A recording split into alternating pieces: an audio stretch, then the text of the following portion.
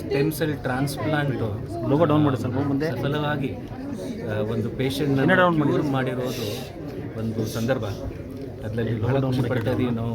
ಈ ವಿಶೇಷ ಸಂದರ್ಭ ಹೆಂಗೆ ಅಂದರೆ 2 ವರ್ಷ ಆದಮೇಲೆ ಡೋನರ್ ಮತ್ತು ಪೇಷಂಟು ಮೀಟ್ ಮಾಡ್ತಾ ಇದ್ದಾರೆ.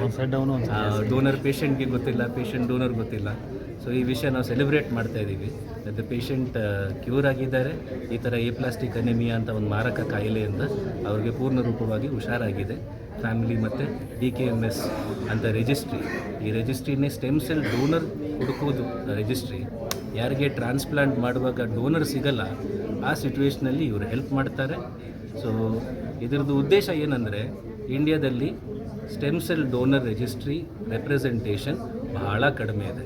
ಇಷ್ಟು ಕೋಟಿ ಜನ ಇರೋದ್ರಲ್ಲಿ DKMS ಅಂತ ವರ್ಲ್ಡ್ಸ್ ಲಾರ್ಜೆಸ್ಟ್ ರಿಜಿಸ್ಟ್ರಿಯಲ್ಲಿ 1% ಇಂಡಿಯನ್ ರೆಪ್ರೆಸೆಂಟೇಷನ್ ಇಲ್ಲ. ಸೊ ದಯವಿಟ್ಟು ಎಲ್ಲ ಇಂಡಿಯನ್ ಪೇಷಂಟ್ಸ್ಗೆ ನಾವು ಇಂಡಿಯನ್ ಡೋನರ್ ಸಿಗಬೇಕು ಅಂದರೆ ನಾವೆಲ್ಲ ಸ್ಟೆಮ್ ಸೆಲ್ ಡೋನರ್ ಆಗಬೇಕು. ಇದು ರಕ್ತ ಡೊನೇಟ್ ಮಾಡೋಕ್ಕಿಂತ simple procedure.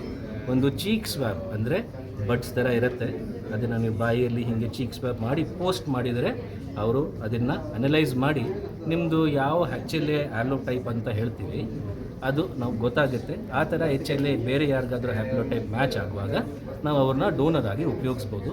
Leukaemia, aplastic anaemia, thalassaemia, sickle cell anaemia ಅಂತ ಬ್ಲಡ್ ಸಂಬಂಧಪಟ್ಟ ಕಾಯಿಲೆದಲ್ಲಿ ಇದು ಕ್ಯೂರ್ ಆಗೋದು ಒಂದು ಸಿಚುವೇಶನ್.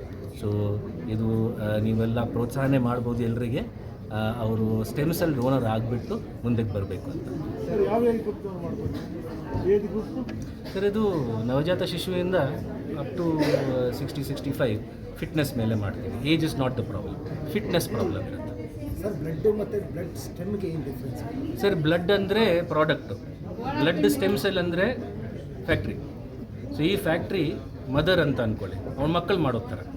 ಸೊ ಈ ಸ್ಟೆಮ್ ಸೆಲ್ ಅಂದರೆ ಕಾಂಡಕೋಶ, ಅದು ಬ್ಲಡ್ ಎಲ್ಲ ಮಾಡೋದು ಒಂದು ಮಾತೃಕೋಶ ಇರುತ್ತೆ.